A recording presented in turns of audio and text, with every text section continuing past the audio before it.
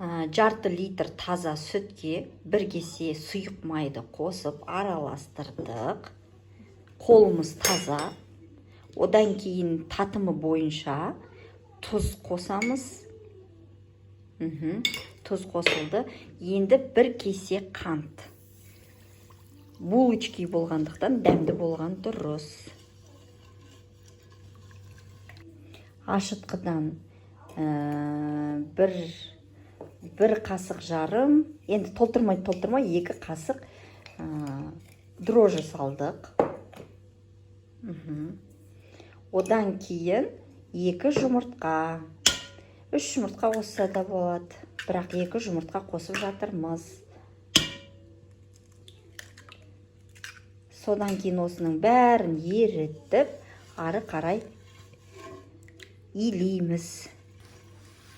Енді жаңағы жасап алған сұйықтығымызға ұнға, яғни құйып илейміз.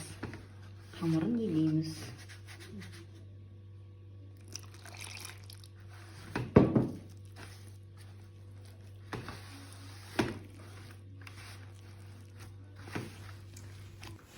Наны дәл осылай иленді.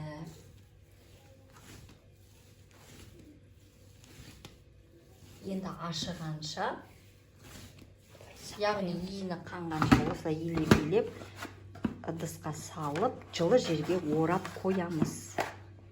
2 сағаттан кейін, мүмкін 1 сағаттан кейін ашыған соң, ары қарай жалғасады. Дәл осылай ашыған нанды күлчелеп қойдық. Бұл жарты сағаттай тұрды, енді қазір жасаймыз. Дәл қазір біз мынау сияқты өреміз. Қалай өреміз? Яғни күлчелеп қойған нанымызды аса қатты, оқтаумен емес, қолмен. Оқтаумен емес, дүмбілез қылмаймыз. Үстіп жапырақша қылдырып пышақпен кесіп аламыз. Дәл солай. Былай кесіп аламыз. Содан кейін осылай өреміз.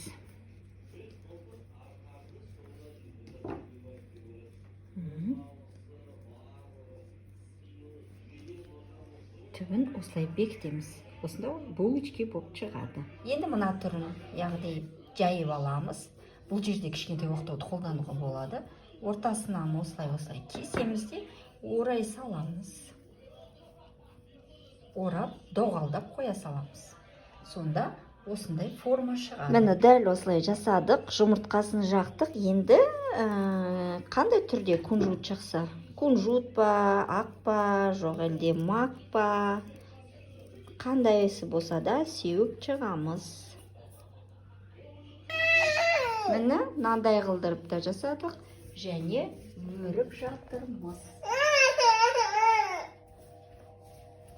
Ортасында бала жылап жатыр. Орап әкеліп, осылай қойып жатырмыз. Дәл осылай пісті міне. Жаңа ғана пештен шықты, өте дәмді. Аса күйген жоқ. Өте әдемі. Ас болсын.